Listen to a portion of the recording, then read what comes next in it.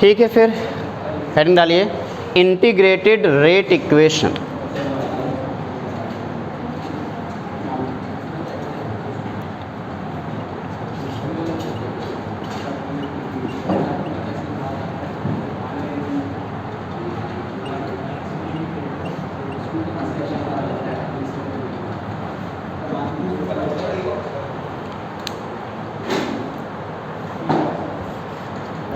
Integrated rate of reaction या rate equation, ये हमारा आज का टॉपिक होगा। इससे पहले कि इंटीग्रेटेड रेट इक्वेशन मैं आपको पढ़ाऊँ, कुछ सवाल है जिसको जानना बहुत ज़्यादा ज़रूरी है। इंटीग्रेशन और डिफरेंशिएशन मेरे ख्याल से आप लोगों को पढ़ाया जा चुका है ना। तो थोड़ा बहुत इंटीग्रेशन के यहाँ पे कुछ फार्मूलेज आपको यूज करना पड़ेगा बेटा, हो गया। कुछ फार्मूलेज हैं इंटीग्रेशन के जो आपको यूज करना पड़ेगा यहाँ पे। मैं उम्मीद करूँगा कि ये आपको आता हो, नहीं आएगा तो कोई बात नहीं, मारूँगा नहीं, बस आता हो, ये उम्मीद तो ऐसा कर सकता हूँ ना। ठीक, इससे पहले कि इंटीग्रेशन रेट ऑफ इक्वेशन पढ़े, सबसे पहले डिफरेंशियल रेट ऑफ रिएक्शन हमें पढ़ लेना चाहिए। हेडिंग डालेंगे पहले, इसी में एक पहला पार्ट होगा डिफरेंशियल रेट ऑफ रिएक्शन।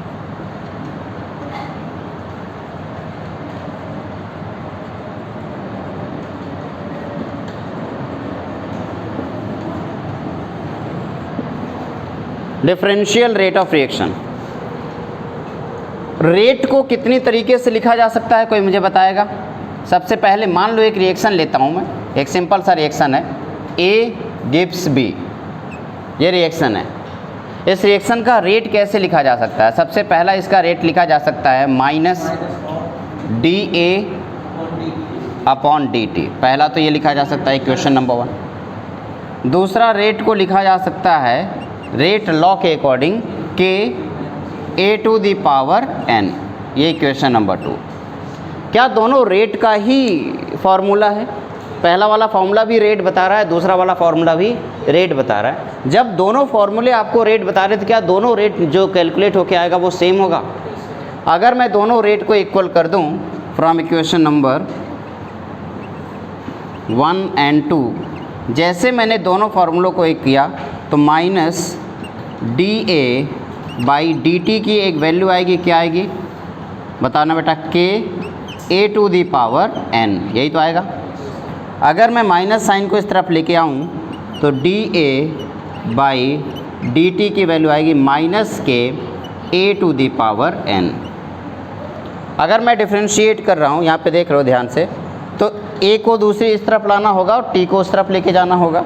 तो यहाँ पे फाइनली आ जाएगा D A upon A to the power N, this is equals to minus K D T, यही तो होगा।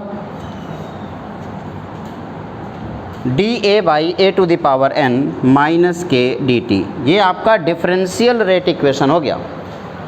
D A by A to the power N equals to minus K D T, ये आपका differential rate equation हो गया। अगर मैं n की वैल्यू, n क्या है बेटा यहाँ पे? n क्या है? n है आपका ऑर्डर ऑफ रिएक्शन।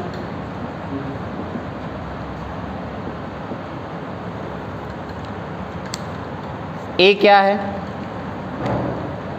a क्या है? Concentration of reactant. And t time, t क्या है? टाइम। ये डिफरेंशियल रेट ऑफ रिएक्शन हो गया। इसी डिफरेंशियल रेट ऑफ रिएक्शन को इंटीग्रेटेड रेट ऑफ रिएक्शन में कन्वर्ट करने के लिए ये आपका डिफरेंशियल रेट ऑफ रिएक्शन हो गया। इसी को इंटीग्रेटेड रेट ऑफ रिएक्शन में कन्वर्ट करने के लिए मुझे बस क्या करना पड़ेगा? दोनों तरफ इंटीग्रेट कर देना चाहिए। और जब दोनों तरफ इंटीग्रेट करूँगा तो एक इंटीग्रेटेड रेट ऑफ रिएक्शन आया, integration of D A by A to the power N, this is equals to minus K integration of D T. क्या यही होगा बेटा? ये जो इक्वेशन दिख रहा है यही इक्वेशन आपका इंटीग्रेटेड रेट इक्वेशन। ये इक्वेशन डिफरेंशियल रेट इक्वेशन है और दोनों तरफ इंटीग्रेशन लेने पे ये वाला जो इक्वेशन आ रहा है वो इंटीग्रेटेड रेट इक्वेशन। अब अगर आपको ये पता चल जाए कि आखिर ये कौन से ऑर्डर का रिएक्शन है तो आप बहुत ही आसानी से सारी चीज़ें कैलकुलेट कर पाओगे, यही है ना। तो आइए सारे एक एक तो एक एक करके पहले जीरो ऑर्डर रिएक्शन के लिए, फिर फर्स्ट ऑर्डर रिएक्शन के लिए, फिर सेकेंड ऑर्डर रिएक्शन के लिए एक एक करके इसे डिराइव करते हैं। सबसे पहले for zero order reaction, for zero order reaction बताना बेटा जीरो ऑर्डर रिएक्शन के लिए क्या होगा। n की वैल्यू क्या हो जाएगी, 0।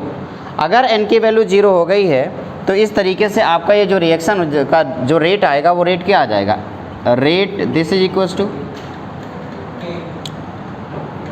dA by dt, this is equals to minus K a to the power 0।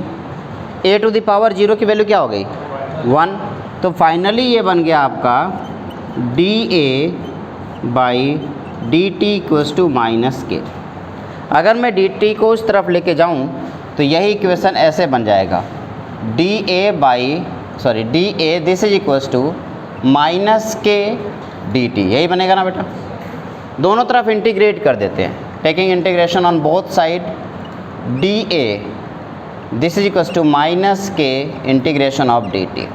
1 dx का इंटीग्रेशन क्या होता है, x। इंटीग्रेशन ऑफ 1 dx की वैल्यू क्या होती है, x। तो यहाँ पे इंटीग्रेशन ऑफ 1 dA की वैल्यू क्या होगी, a। तो integration of 1 dA that means a, this is equals to minus K integration of 1 dt की वैल्यू t। तो minus K T plus constant क्या हो गया, i क्या है यहाँ पे, इंटीग्रेटेड कांस्टेंट। अभी मुझे i की वैल्यू कैलकुलेट करनी है, तो i की वैल्यू को कैलकुलेट करने के लिए मुझे टाइम को 0 रखना पड़ेगा, यानी कि at time t equals to 0, जब रिएक्शन शुरू भी नहीं रहा हुआ होगा तो at time t equals to 0।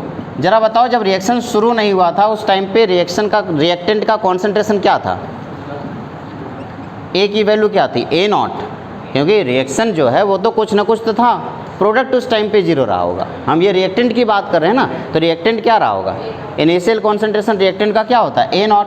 तो at time t equals to 0 concentration of A की वैल्यू क्या हो गई, A0। अगर ये वैल्यू उठा करके यहाँ पे पुट करूँगा तो यहाँ पे आ जाएगा A0, A की जगह पे A0, this is equals to minus K, t की जगह पे क्या पुट किया, 0 प्लस i। तो क्या यहाँ से i की वैल्यू A0 आ गई, यस और नो। i की वैल्यू जो A0 यहाँ पे आई है, यही i की वैल्यू उठा करके यहाँ पे इस वाले इक्वेशन में पुट करूँ अगर मैं, तो आपको एक नया इक्वेशन मिल जाएगा। क्या मिलेगा, concentration of A this is equals to minus K T plus A0, यही होगा ना बेटा। तो जल्दी से मुझे बताओ, अगर मैं KT को इस तरफ लेके आता हूँ तो A को किस तरफ लेके जाना होगा, दूसरी तरफ, तो क्या हो जाएगा, A0 माइनस A, यही तो होगा। अगर मैं KT को इस तरफ लेके आऊँ तो KT this is equals to A0 minus A, यही होगा ना बेटा, कोई दिक्कत तो नहीं है। गुड। ये जो चीज़ आपको दिख रही है, यहाँ से क्या मैं T की वैल्यू कैलकुलेट कर सकता हूँ, 1/K A0 माइनस A।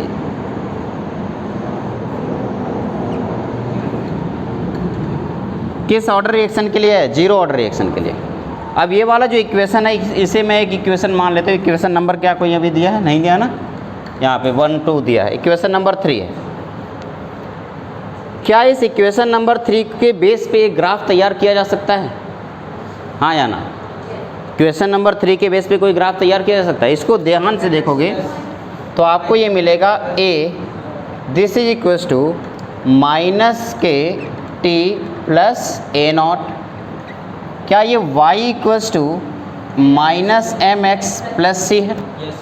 अगर मैं इसका ग्राफ बनाने की कोशिश करूं तो y एक्सिस पे मुझे क्या लिखना पड़ेगा, बताओ बेटा, y एक्सिस पे क्या लिखना होगा, a लिखना होगा। मैंने यहाँ पे y एक्सिस पे a लिख दिया। x एक्सिस पे मुझे क्या लिखना होगा, t लिखना होगा। मैंने यहाँ पे t लिख दिया। स्लोप नेगेटिव है या पॉजिटिव, नेगेटिव, यानी कि डाउनवर्ड डायरेक्शन में जाएगा। इंटरसेप्ट बताओ पॉजिटिव है या नेगेटिव, इंटरसेप्ट पॉजिटिव, यानी कि यहाँ पे कहीं पे कट किया होगा और डाउनवर्ड डायरेक्शन ये जाएगा। इसका स्लोप बता दो क्या होगा, माइनस के, और यहाँ से लेके यहाँ तक की ये वैल्यू क्या होगी, A0। ठीक है ना, यहाँ तक कोई दिक्कत तो नहीं है ना, क्लियर है। एक बार वापस से इसको देख लेते हैं, देखें ज़रा ध्यान से। मैंने कहा मुझे इंटीग्रेटेड रेट इक्वेशन चाहिए, उसके लिए मैंने आपको कहा डिफरेंशियल रेट इक्वेशन आपको पता होना चाहिए। डिफरेंशियल रेट इक्वेशन के लिए मैंने सिंपली एक गिब्स बी एक रिएक्शन ले लिया। उस रिएक्शन के लिए मैंने रेट लिखा दो फॉर्म में, एक तो dA/dt के फॉर्म में लिखा और दूसरे रेट लॉ से लिखा। ये पुराना वाला रेट का इक्वेशन है, ये नया वाला जो रेट लॉ बताया था। अब दोनों एक ही रेट बता रहे हैं, एक ही इक्वेशन का रेट बता रहा है, तो इसका मतलब दोनों वैल्यू बराबर होंगे। और मैंने इक्वेशन नंबर 1 और 2 को कंपेयर करके दोनों वैल्यू को बराबर कर दिया। जैसे मैंने दोनों वैल्यू को बराबर किया, एक तरफ a दिख रहा है, यहाँ पे dA दिख रहा है, तो मैंने इसको एक तरफ कर दिया। तो dA/dt जो यहाँ पे है, पहले माइनस साइन को मैंने इधर कर लिया, बाद में मैंने क्या किया, a को दूसरी तरफ कर दिया, तो dA/a की power n equals to -kdt। ये हो गया डिफरेंशियल रेट ऑफ रिएक्शन। आगे मैंने यहाँ पे n क्या है, ऑर्डर ऑफ रिएक्शन, a है कॉन्सेंट्रेशन ऑफ रिएक्टेंट और t है टाइम। फिर मैंने दोनों तरफ इंटीग्रेशन ले लिया, इंटीग्रेटेड दोनों तरफ इंटीग्रेशन करने पे integration of dA/a to the power n equals to -k integration of dt। ये जो इक्वेशन है ये इंटीग्रेटेड रेट ऑफ रिएक्शन हो गया। लेकिन ये जो इंटीग्रेटेड रेट ऑफ रिएक्शन मैंने अभी भी लिखा है, इस इंटीग्रेटेड रेट ऑफ रिएक्शन को zero order, first order, second order के लिए कैलकुलेट करना है। तो मैंने सबसे पहले जीरो ऑर्डर के लिए लिखा। जीरो ऑर्डर रिएक्शन के लिए n की वैल्यू क्या हो गई, 0। अब n की वैल्यू 0 हो तो रेट क्या हो गया, dA/dt। This equals to -k a to the power n, a to the power n की वैल्यू यहाँ पे 0 है। अब इसकी वैल्यू 0 रखते इसका वैल्यू क्या हो गया, 1 आ गया। तो dA/dt की वैल्यू आ गई -k। फिर मैंने क्या किया, dt को दूसरी तरफ ट्रांसफ़र कर दिया, तो dA equals to -k dt। Integration of 1 dA a बन गया, इंटीग्रेशन ऑफ 1 dt t बन गया। तो a equals to -k into T plus, जब इंटीग्रेशन करते हैं तो एक कांस्टेंट लगाते हैं, इंटीग्रेटेड कांस्टेंट, मैंने यहाँ पे i लगा दिया। अब i की वैल्यू मुझे कैलकुलेट करनी थी, तो i की वैल्यू को कैलकुलेट करने के लिए हमें टाइम को 0 रखना पड़ा। टाइम t इक्वल्स टू 0 पे जो रिएक्टेंट रहा होगा वो इनिशियल रिएक्टेंट रहा होगा, a0 रहा होगा, शुरू हुआ होगा भाई। अभी रिएक्शन शुरू हुआ है, अभी ख़त्म बिल्कुल भी नहीं हुआ, इनिशियल जो हमने लिया है। अब मैंने इन सारी वैल्यू को उठाया और यहाँ पे ऊपर वाली इक्वेशन में पुट कर दिया। तो a की जगह पे मैंने a0 रख दिया, -k, t की जगह पे मैंने 0 रख दिया, +i। तो ये पोर्शन हो गया 0, यहाँ से i की वैल्यू a0 आ गई। ये जो i की वैल्यू a0 आई है, इसी i की a0 वैल्यू को उठा के मैंने यहाँ पे पुट कर दिया। और जैसे मैंने यहाँ पे पुट किया, ये a this is equals to -kt + a0। फिर मैंने kt को इस तरफ ले लिया और a को दूसरी तरफ भेज दिया, तो kt equals to a0 - a। यहाँ से t की वैल्यू आ गई 1/k a0 - a। कोई दिक्कत? क्या बेटा, a0 इनिशियल कॉन्सेंट्रेशन है, a after time t concentration है, ठीक है ना। पहले इसको नोट करें, फिर हाफ लाइफ देखेंगे इसका।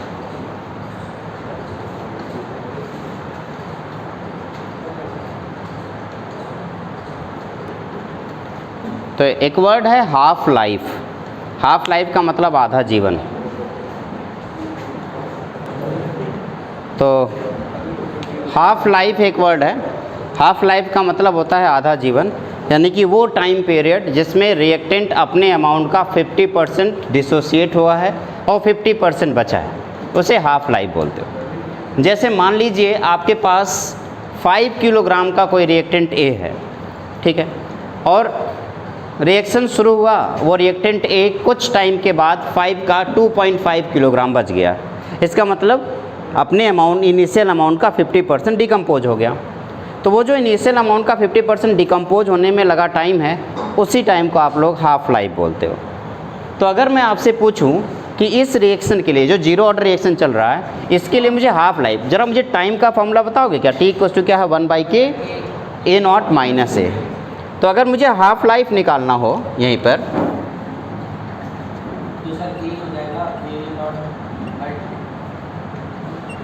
हाफ लाइफ निकालना हो तो हाफ लाइफ के लिए t की जगह पे क्या लिखना होगा, t हाफ, है ना।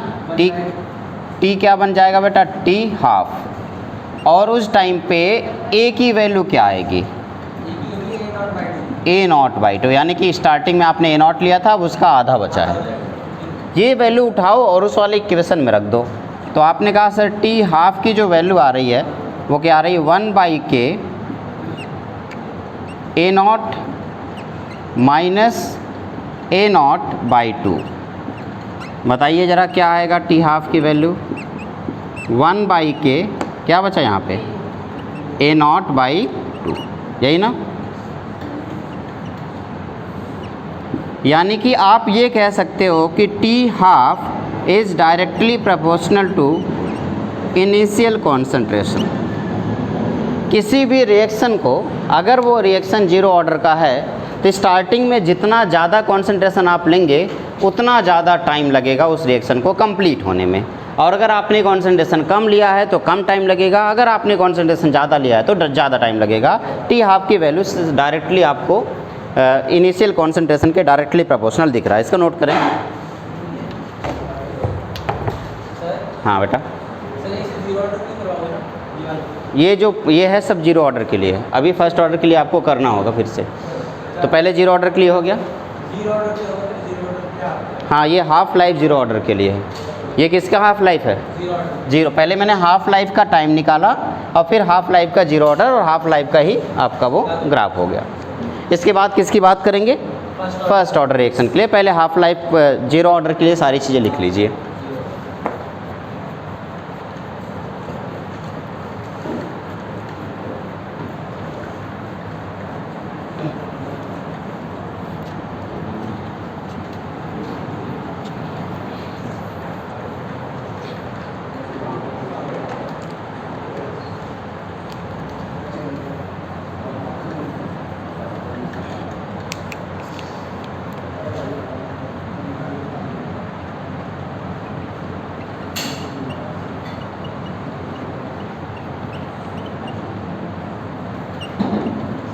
तो मेरे ख्याल से जीरो ऑर्डर पूरी तरीके से कंप्लीट हुआ।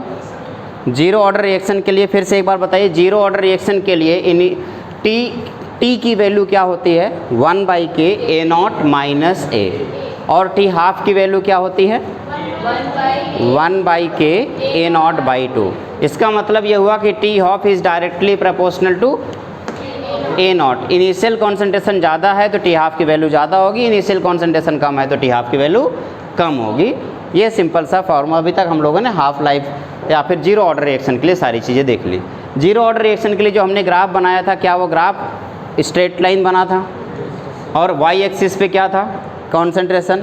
एक्स एक्सिस पे क्या था? टाइम। क्या एक इसका इंटरसेप्ट पॉजिटिव था या नेगेटिव था? पॉजिटिव था। स्लोप कैसा था? डाउनवर्ड डायरेक्शन में था। क्लियर है ना? तो ये रहा आपका जीरो ऑर्डर रिएक्शन। अब हम डिस्कस करेंगे फर्स्ट ऑर्डर रिएक्शन के बारे में।